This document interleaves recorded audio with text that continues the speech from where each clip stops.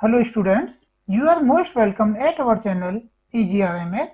आज हम स्टडी करने जा रहे हैं क्लास 7 हिंदी वसन पाठ 6 रक्त और हमारा शरीर। स्टूडेंट्स, इस चैप्टर की स्टोरी के अकॉर्डिंग दिव्या अनिल की छोटी बहन है। यूं तो वह शुरू से ही कमजोर है, लेकिन इधर कुछ दिनों से उसे हर समय थकान महसूस होती रहती है। मन किसी काम में नहीं लगता, भूख भी पहले से कम हो गई है। अस्पताल में डॉक्टरों ने देखा तो कहा, लगता है दिव्या के शरीर में रक्त की कमी हो गई है, जांच कराकर देखते हैं। यह कहकर उन्होंने दिव्या को रक्त की जांच के लिए पास के कमरे में भेज दिया। वहां अनिल को अपनी ही जान पहचान की डॉक्टर दीदी दिखाई दी। डॉक्टर दीदी ने कहा, कहो अनिल, कैसे आना हुआ? अनिल ने बताया कि डॉक्टर ने दिव्या को खून की जांच के लिए आपके पास भेजा है। इतना सुनते ही डॉक्टर दीदी ने दिव्या की उंगली से रक्त की कुछ बूंदें एक छोटी सी शीशी में डाल दी और स्लाइड पर लगा दी। फिर अनिल से बोली, अनिल, तुम कल अस्पताल से रिपोर्ट ले जाना। अगले दिन अस्पताल पहुंचकर अनिल ने डॉक्टर दीदी के कमरे के दरवाजे पर दस्तक दी। भीतर से आवाज आई, आ जाओ। अनिल ने कमरे में प्रवेश किया तो पाया डॉक्टर दीदी सूक्ष्मदर्शी द्वारा एक स्लाइड की जांच कर रही थी। दीदी के इशारे से वह पास की एक कुर्सी पर बैठ गया। स्लाइड की जांच पूरी होने पर डॉक्टर दीदी ने साबुन से हाथ धोए और तौलिए से पोंछती हुई बोली, अनिल, दिव्या को एनीमिया है, चिंता की बात नहीं, कुछ दिन दवा लेगी तो ठीक हो जाएगी। अनिल के मन में जिज्ञासा हुई। वह बोला, दीदी, एक सवाल पूछूं? हाँ हाँ, क्यों नहीं, डॉक्टर दीदी ने कहा। एनीमिया से आपका क्या मतलब है दीदी? उसने पूछा। यह जानने के लिए तुम्हें रक्त के बारे में जानना होगा, डॉक्टर दीदी ने कहा। फिर बोली, अनिल, देखने में रक्त लाल द्रव के समान दिखता है, किंतु इसे सूक्ष्मदर्शी द्वारा देखें तो यह भानुमति के पिटारे से कम नहीं। मोटे तौर पर इसके दो भाग होते हैं। एक भाग वह जो तरल है, जिसे हम प्लाज्मा कहते हैं। दूसरा वह जिसमें छोटे बड़े कई तरह के कण होते हैं, कुछ लाल, कुछ सफेद और कुछ ऐसे जिनका कोई रंग नहीं, जिन्हें बिंबाणु प्लेटलेस कण कहते हैं। ये कण प्लाज्मा में तैरते रहते हैं। इतना कहकर डॉक्टर दीदी ने सूक्ष्मदर्शी के नीचे एक स्लाइड लगाई, उसे फोकस किया और बोली, देखो अनिल, सूक्ष्मदर्शी द्वारा जो कण तुम्हें दिखाई दे रहे हैं, ये हैं लाल रक्त कण। लाल रक्त कण जानते हो? Red blood cells. स्लाइड देख मानो आश्चर्य से उछल पड़ा था अनिल। रक्त की एक बूंद में इतने सारे कण, इनकी तो वह कल्पना भी नहीं कर सकता था। वह बोला, इन्हें देखकर तो ऐसा लग रहा है मानो बहुत सी छोटी छोटी बालूशाही रख दी गई हो। हाँ, दीदी बोली, लाल कण बनावट में बालूशाही की तरह ही होते हैं, गोल और दोनों तरफ अवतल यानी बीच में दबे हुए। रक्त की एक बूंद में इनकी संख्या लाखों में होती है। यदि हम 1 मिलीमीटर रक्त लें तो उसमें हमें 40 से 50 लाख कण मिलेंगे। इनके कारण ही हमें रक्त लाल रंग का नजर आता है। ये कण शरीर के लिए दिन रात काम करते हैं। सांस लेने पर साफ हवा से जो ऑक्सीजन तुम प्राप्त करते हो, उसे शरीर के हर हिस्से में पहुंचाने का काम इन कणों का ही है। इनका जीवन काल लगभग 4 महीने होता है। 4 महीने के होते ही ये नष्ट हो जाते हैं, लेकिन एक साथ नहीं, धीरे धीरे, कुछ आज, कुछ कल, कुछ उससे अगले दिन, तब तो कुछ ही महीनों में ये खत्म हो जाते होंगे, अनिल ने कहा। यह सुनकर डॉक्टर दीदी मुस्कुरा उठी, बोली, नहीं, ऐसा नहीं होता। शरीर में हर समय नए कण बनते रहते हैं जो नष्ट कणों का स्थान ले लेते हैं। कहने का मतलब ये है कि जो कण बनते हैं उनका टाइम पीरियड 4 मंथ का होता है और ये हर समय 24 आवर हर समय बनते रहते हैं। जब ये बने हैं उससे 4 महीने का टाइम पूरा होता है, उस टाइम पर यह डेड हो जाते हैं और उनके प्लेस पर नए कण बनते रहते हैं। इस तरह से इनका साइकिल चलता रहता है। हड्डियों के बीच के भाग प्लाज्मा में ऐसे बहुत से कारखाने होते हैं जो रक्त कणों के निर्माण कार्य में लगे रहते हैं। इनके लिए इन कारखानों को प्रोटीन, लौह तत्व और विटामिन रूपी कच्चे माल की जरूरत होती है। स्टूडेंट, प्रोटीन तो आप जानते हैं। लौह तत्व इट मीन्स होता है आयरन, जो हम फूड में आयरन लेते हैं। ये जो आप ग्रीन वेजिटेबल लेते हो ना, हरी सब्जियां, वो रिचेस्ट आयरन होती हैं, मीन्स उनमें लौह तत्व बहुत ज्यादा होते हैं। और विटामिन रूपी कच्चे माल की जरूरत होती है। दीदी ने अपनी बात को पूरा करते हुए आगे बोला, यह पौष्टिक आहार लेते हो, हरी सब्जी, फल, दूध, अंडा और गोश्त में ये तत्व, इन सब में ये तत्व उपयुक्त मात्रा में होते हैं। यदि कोई व्यक्ति उचित आहार ग्रहण नहीं करता तो इन कारखानों को आवश्यकता अनुसार कच्चा माल नहीं मिल पाता। नतीजा यह होता है कि रक्त कण बन नहीं पाते, रक्त में इनकी कमी हो जाती है।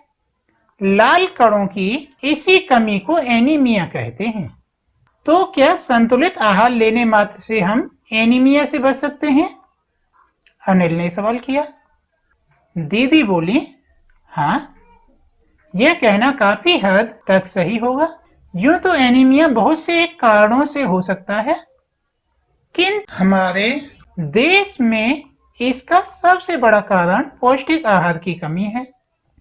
इसके अलावा इस रोग का एक और बड़ा कारण है पेट में कीड़े का हो जाना।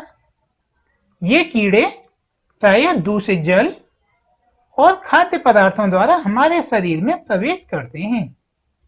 अतः इनसे बचने के लिए यह आवश्यक है कि हम पूरी सफाई से बनाए गए खाद्य पदार्थों को ही ग्रहण करें। भोजन करने से पूर्व अच्छी तरह से हाथ धो लें और साफ पानी ही पिएं। और हाँ अनिल, एक किस्म के कीड़े भी हैं जिनके अंडे जमीन की ऊपरी सतह में पाए जाते हैं। इन अंडों से उत्पन्न हुए लार्वे त्वचा के रास्ते शरीर में प्रवेश कर आंतों में अपना घर बना लेते हैं। इनसे बचने का सहज उपाय है कि शौच के लिए हम शौचालय का ही प्रयोग करें और इधर उधर नंगे पैर न घूमें। दीदी, यह तो बहुत ही महत्वपूर्ण बात बताई आपने, अनिल बोला। वह पल भर सोच में डूबा रहा, फिर बोला, आपने बताया था कि रक्त में सफेद कण और बिम्बाणु प्लेटलेट कण भी होते हैं। शरीर में उनका क्या काम है? दीदी बोली, सफेद कण वास्तव में हमारे शरीर के वीर सिपाही हैं। जब रोगाणु शरीर पर धावा बोलने की कोशिश करते हैं तो सफेद कण उनसे डटकर मुकाबला करते हैं। जैसे बॉर्डर पर आर्मी लड़ाई करती है ना, एनिमी को अपने कंट्री में एंट्री नहीं करने देती, इसी तरह से ये सफेद कण ब्लड में होते हैं और कोई भी बीमारी फैलाने वाले कीटाणु हमारे ब्लड में एंट्री जैसे ही करते हैं, ये उनसे डट के लड़ाई करते हैं और जहां तक संभव हो पाता है रोगाणुओं को भीतर घर नहीं करने देते। बस संक्षेप में यूं मान लो कि वे बहुत से रोगों से हमारी रक्षा करते हैं और बिम्बाणु का काम है चोट लगने पर रक्त जमाव क्रिया में मदद करना। जैसे कभी आपके चोट लग जाए या कट जाए तो उससे ब्लड निकलता है और थोड़ी देर बाद बंद हो जाता है। तो वो जो ब्लड का बहना बंद करने का काम इन बिम्बाणुओं का ही है। बिम्बाणुओं का काम है चोट लगने पर रक्त जमाव क्रिया में मदद करना। रक्त के तरल भाग प्लाज्मा में एक विशेष किस्म की प्रोटीन होती है जो रक्त वाहिका की कटी फटी दीवार में मकड़ी के जाल के समान एक जाला बुन देती है। बीमाणु इस जाल से चिपक जाते हैं और इस तरह दीवार में आई दरार भर जाती है, जिससे रक्त बाहर निकलना बंद हो जाता है। अनिल बोला, दीदी, लेकिन घाव गहरा हो तो खून बहता ही चला जाता है। हाँ, ऐसे समय में उस व्यक्ति को जल्दी से डॉक्टर के पास ले जाना चाहिए। जरूरत समझने पर ऐसी स्थिति से निपटने के लिए कुछ टांके भी लगाने पड़ सकते हैं, किंतु डॉक्टर के पास पहुंचने तक के समय में चोट के स्थान पर कसकर एक साफ कपड़ा बांध देना चाहिए। दवा पड़ने से रक्त का बहना कम हो जाता है, जो उस व्यक्ति के लिए काफी लाभप्रद सिद्ध हो सकता है। किंतु अगर बहुत अधिक रक्त बह जाए तो उसे रक्त चढ़ाने की जरूरत भी पड़ सकती है, दीदी ने समझाते हुए कहा। अनिल ने कहा, क्या ऐसे समय में किसी भी व्यक्ति का खून काम आ सकता है? दीदी बोली, अनिल, हर किसी का रक्त एक सा नहीं होता। कुछ विशेष गुणों के आधार पर रक्त को 4 वर्गों में बांट दिया गया है। जरूरतमंद व्यक्ति के रक्त समूह की जांच करने के बाद उसे उसी रक्त समूह का रक्त चढ़ाया जाता है, लेकिन जरूरत के समय यदि उस रक्त समूह का कोई व्यक्ति मिले ही नहीं, तब? अनिल ने पूछा। ऐसी आपात स्थिति के लिए ही ब्लड बैंक बनाए गए हैं। प्रायः हर बड़े अस्पताल में इस तरह के बैंक होते हैं, जहां सभी प्रकार के रक्त समूहों का रक्त तैयार रखा जाता है, किंतु इन ब्लड बैंकों में रक्त का भंडार सुरक्षित रहे, इसके लिए यह आवश्यक है कि हम समय समय पर रक्तदान करते रहें, दीदी ने कहा। क्या मैं भी रक्तदान कर सकता हूं? अनिल ने पूछा। नहीं, अभी तुम छोटे हो। 18 वर्ष से अधिक उम्र के स्वस्थ व्यक्ति ही रक्तदान कर सकते हैं। एक समय में उनसे लगभग 300 मिलीलीटर रक्त ही लिया जाता है। प्रायः यह समझा जाता है कि रक्तदान करने से कमजोरी हो जाएगी, किंतु यह विचार बिल्कुल निराधार है। हमारा शरीर इतना रक्त तो कुछ ही दिनों में बना लेता है।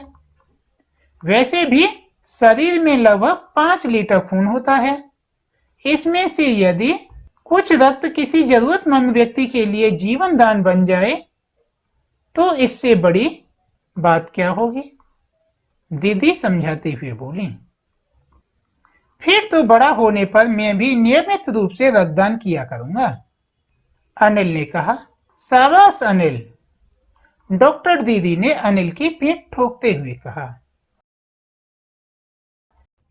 स्टूडेंट्स, इन सभी चैप्टर्स के क्वेश्चन आंसर और दूसरी एक्सरसाइज आप हमारी वेबसाइट pgrmseducation.com पर जाकर के डाउनलोड कर सकते हैं।